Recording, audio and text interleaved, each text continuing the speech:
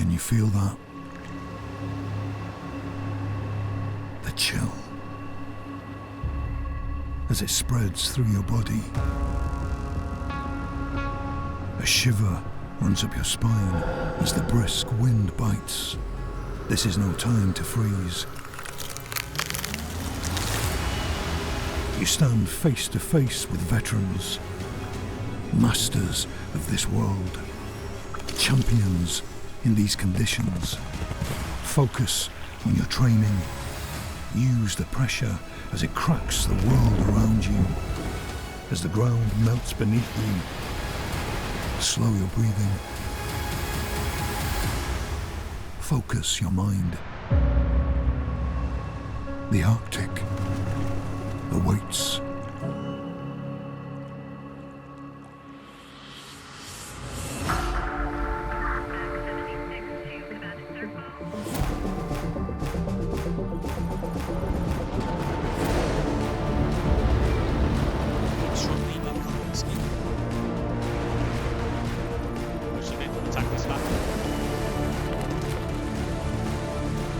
Check the flag.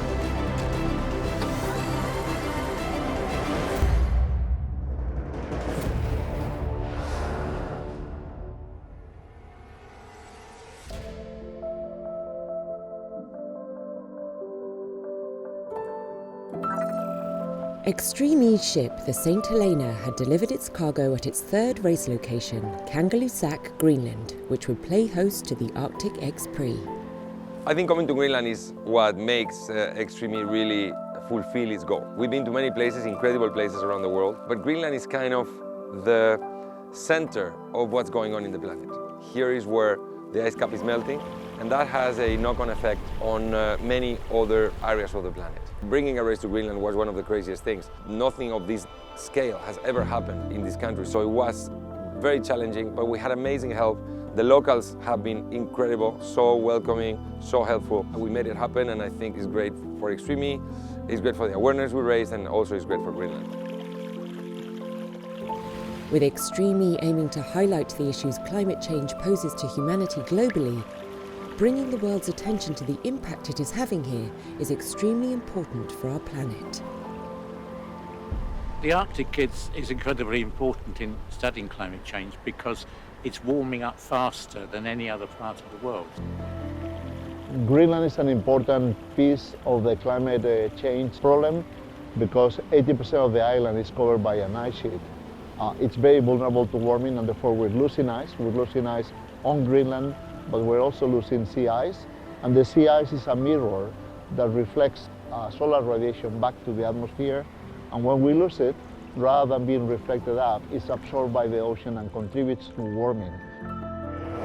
Since 1979 to present, we have seen losses of sea ice in the summer, which have increased at 13% per decade. So the Greenland ice sheet is one of the most important reservoirs of ice in the planet. This is, of course, a huge ice sheet, but it's losing mass at an enormous rate. In fact, last time we were on it, it was the biggest daily loss in history, was 12.5 billion tons of water melted off in that one day.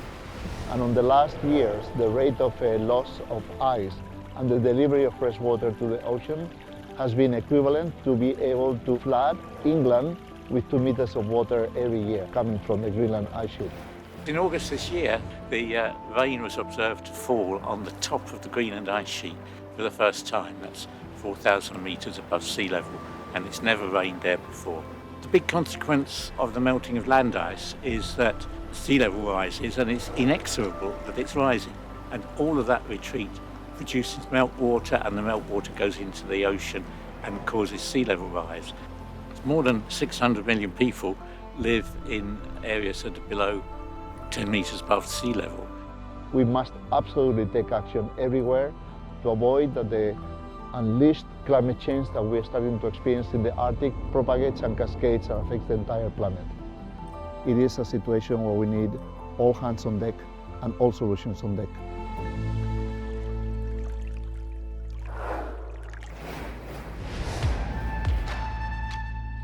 The world's finest drivers have joined brand new teams to compete in the Extreme E Championship. Each team will consist of one female and one male driver. The drivers will compete in X-Prix across the globe, each highlighting a specific environmental issue. An Extreme E race consists of 2 laps. The male and female driver must complete 1 lap each. Each team has 2 hyperdrive power boosts they can activate on lap 1 and lap 2 of the race. Expect strategy and tactics. Over the course of an X-Prix, the quickest team that goes fastest through the super sector collects a further 5 team championship points. Day 1 is qualifying and consists of 2 qualifying rounds. In each round, every team does 2 laps against the clock, with both drivers driving a lap each. In both rounds, there are qualifying points up for grabs, and this determines how they progress to the Day 2 semi-finals and Crazy Race. There are also championship points to be won, with the top team in qualifying bagging 12 vital championship points, down to the last place qualifying team who walk away with just 4 championship points. Day 2 starts with the semi-final, with the top 2 teams from each semi progressing to the final. The bottom 3 teams from Day 1's qualifying go head-to-head in the Crazy Race, with the winner taking the last remaining place in the final. Grid play allows fans to vote for their favourite teams and drivers. The team that collects the most votes gets first grid position pick for the final, with the second and third teams choosing in order after. But there is a twist. The teams who do not reach the final can still have an impact, as they donate their votes to any team that reaches the final and influence who eventually wins the all-important grid play. The fastest 2 teams from semi-final 1 and 2 and the winner of the Crazy Race will battle it out in the 5-car final. The team that crosses the line first wins the X-Prix and claims 25 championship points, with the following teams collecting further championship points in descending order. All 5 X-Prix count towards the Teams Championship, and in the Drivers' Championship, competitors can drop their worst X-Prix result of the season. Who has what it takes to lift the trophy?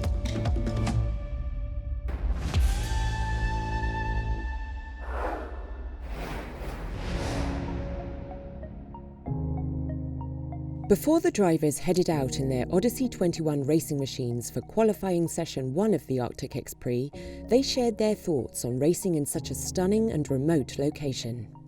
Yeah, I'm really proud to be part of Extreme E. Obviously the racing is awesome, but to be able to educate our fans as well of the issues and really get right in the thick of it and see for our own eyes, these spectacular locations and the real issues, but also importantly what we can do to help be part of the solution.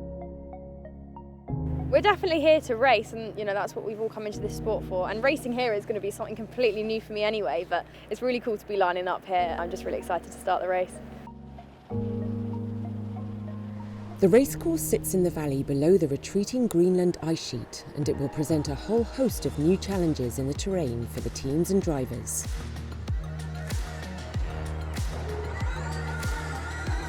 The wide-open, rocky and sandy start quickly becomes tighter and tighter into a narrow and technical uphill run, which then levels out into the equally tricky lake section. I think here in Greenland, with the service that we have, is a little bit more towards what I'm used to. I think Alula and Senegal was a bit more soft and deep sand. Particularly Senegal was a very bumpy ride, so I was not really used to that. There's a lot of different surfaces out there, and it's for sure a challenge from surface to surface. I mean, in the beginning we have a lot of sand, very similar to the first 2 locations, and then we get on to gravel and stones. Very much, a different feeling in the car and a big challenge for all the drivers. Having successfully navigated through the tightest sections of the course, they drop down to take on the most scenic hairpin in motorsport with the backdrop of the Russell Glacier. The course then opens up and sees the cars take on huge drops and jumps as they tackle the super sector. The wide-open back straight leads into a sharp left, dropping the cars down into the treacherous rock garden. With huge boulders and sharp rocks to face, the team's approach here will make or break their laps. It's impressive because a lot of technical parts with the rocks, with sand, so it's really impressive circuit here. I think the key is try to be constant and not push a lot from the beginning, because I think this circuit is going to be a little bit difficult. This being the toughest track on the Extreme E calendar to date, it's going to test every ounce of each driver's tenacity and talent.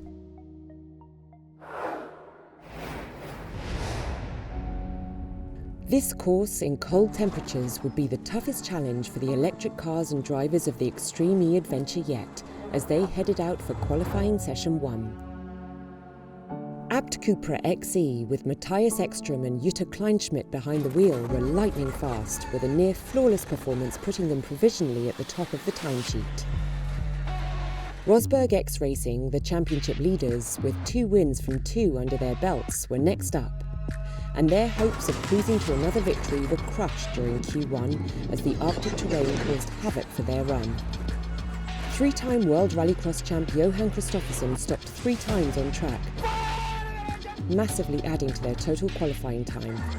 Frustrated, he handed over to Molly Taylor and things managed to go from bad to worse. Oh, Molly Taylor's rolled! She's rolled the car! It's going again! Go on, Molly! Not the start to the day that we wanted, but yeah, this is Extreme E and anything can happen. Thankfully, we landed back on the wheels and the damage was pretty minimal. Segi TV Chip Ganassi Racing were looking to finally break their bad luck in qualifying. Sarah Price headed out first and was looking fast. She handed over to Kyle Leduc with the Q1 top spot well within reach. True to form, he went flat out throughout the lap, managing to set the fastest super sector so far in the process. P1 was theirs for the taking, but as Kyle passed through the final gate, he knocked over one of the gate markers and received a 10-second time penalty, dropping them behind Abt Cupra. We had a good qualifying one. We did have a penalty for a flag dropping when Kyle was out there. It was the last flag, so we got 10 seconds added. I think we would have been first. Hopefully we can make it happen, make it to the final, and finally get a chance at this. Having seen the pace of the Chip Ganassi team before him, Andretti United driver Timmy Hansen knew what he had to do. He was pushing hard throughout the lap and flew through the super sector, besting Leduc's time by half a second. And as he approached the end of the lap, they were fastest overall. But just as he slammed onto the brakes before entering the switch zone, a technical issue saw his car shut down. He did get going once again and handed over to Katie Munnings, but the damage had already been done. I think we were super fast. We got the super sector. The car's been feeling great, but unfortunately it stopped in Q1. Yeah, that really means the day over. We have to take where we are and look forward and try and get into the final tomorrow. Lewis Hamilton's team, X44, had qualified top of the times in the opening 2 rounds of the series, with Sebastian Loeb and Cristina Gutierrez combining to make an unbeatable time trial duo. Despite the massive change in terrain from the opening 2 rounds and the other cars having issues, they managed to put together 2 perfect laps and once again secured the top spot in Q1. Cristina did a good job. It was really close with Jutta. I tried to push really hard to close the gap, and I was able to win the stage. So many cars had some troubles or things like that. So we need to close the finger and hope that we will have a clean Q2. Hopefully we can stay in this position. For the moment it's looking quite good for the weekend. With the new quali format meaning there was still a fighting chance for those who had issues in Q1, it was still all to play for going into Q2. The Arctic X Prix is Extreme E's most remote race to date, highlighting the melting of the ice caps due to global warming and how it will affect our planet globally. Despite having minimal feet on the ground, it is still the biggest event ever in Greenland's history, bringing the world's attention to the tiny town of Kangerlussuaq. In Kangerlussuaq, 500 people lives here, and when Extreme E is coming now, with 500, maybe 600 people, we have more than double than usual. We've never seen anything like that in Greenland before. A lot of planning over these last 2 years together with Extreme E to accommodate all the people, to find out where they are going to eat, how to get back and forth between the town and the race site. A lot of work. Climate change is 3 times worse in the Arctic than in the rest of the world. That's why it's so visible here, and so we have a shared goal with Extreme E to show these extreme changes. For example, the river just behind us, 8 years ago, it floated over because there was so much meltwater coming from the ice cap. It destroys our bridge, and of course, we couldn't get a new bridge just like that. Greenland is so far from the rest of the world, so when we experience new challenges, it takes time to adapt, and we face those challenges all the time. We are happy that Extreme E is here. That will showcase this for the rest of the world, the challenges we face and the challenges the rest of the world will face in the future as well. That's why it's so important that this gets out to the rest of the world. There are many challenges that face Greenland, and it's hard to fully understand this stunning remote location without experiencing its brutal wilderness firsthand. After arriving in the Arctic, Segi TV Chip Ganassi racing drivers Sarah Price and Kyle LeDuc joined an expedition to hike and camp overnight on the ice sheet. We go to the ice cap, get into the camp, you put your tent up, and before the light go down, we go out and hike, and you can see the ice cap before the sun go down. So I suggest when we move fast, you can see the change of the ice cap. Every time you bring people up here, they're like amazed, and here they can see for themselves how fast the ice cap is melting. And it's a very big thing for Greenland that Extreme E having the event here in Kangerlussuaq. It's one of the biggest events in Greenland ever. After hiking in the near complete darkness on the ice, with the rain coming down, they had arrived at their camp, and working as a team, they set up their tents in 30-mile-per-hour Arctic winds.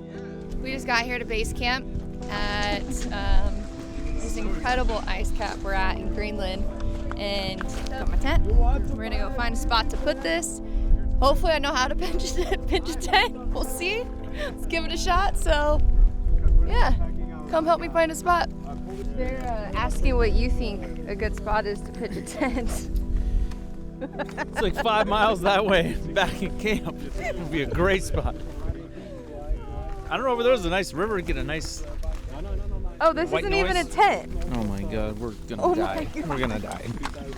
Definitely eye-opening to be here and actually step from ground that we're all used to a massive field of ice that's never ending. So to really set up a tent and come out here and rough it in a place like this is, I don't know of anybody that's ever done this. So it's cool. It's a cool experience. Just trying to live in the moment and realize why we're here and what we're doing. One more notch. Oh, there you go. Got it.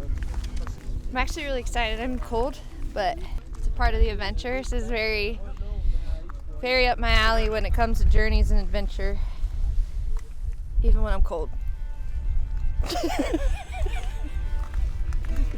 With their homes for the night set up and the northern lights overhead, they called it a night and tried to get some well-earned rest.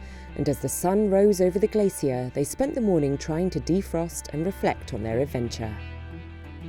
Never been immersed into a cold environment like this, so definitely different. I'm probably going to remember this the rest of my life. This is going to be an adventure of a lifetime. We went to bed with some wet feet. I just tried to warm them up and just burnt my shoelaces off. Like, legitimately just burnt them off.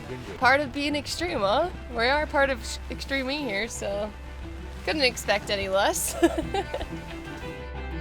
You know, I came super prepared, ready for the Arctic freeze, and brought my Hanes size 6 to 10 men's socks. definitely not prepared, but trying to stay warm. It's not working. Nothing prepares you for seeing, one, ice like this, and two, seeing it deteriorate so fast. And yeah, it should be snowing. It's raining right now, and I don't think that's good. But man, I'm gonna remember this forever. You can see as many images or pictures or people climbing on ice that you want, but until you put a mile in, looking down and realizing you're walking on possibly hundreds of feet of ice, it's pretty eye-opening. And yeah, there's also the bad side of it. I mean, you wonder if there is something we can do about it. So all you can do is do your little part. You know, I could change my entire life and do massive things for myself, but it won't affect much here. But if the entire world takes 1/8 of an inch and does a little bit of effort, we can move mountains. So it's a big deal just to recognize what's happened and what's happening and where we are. And yeah, it's pretty eye-opening to realize this is a real thing, and only we can take care of it or destroy it.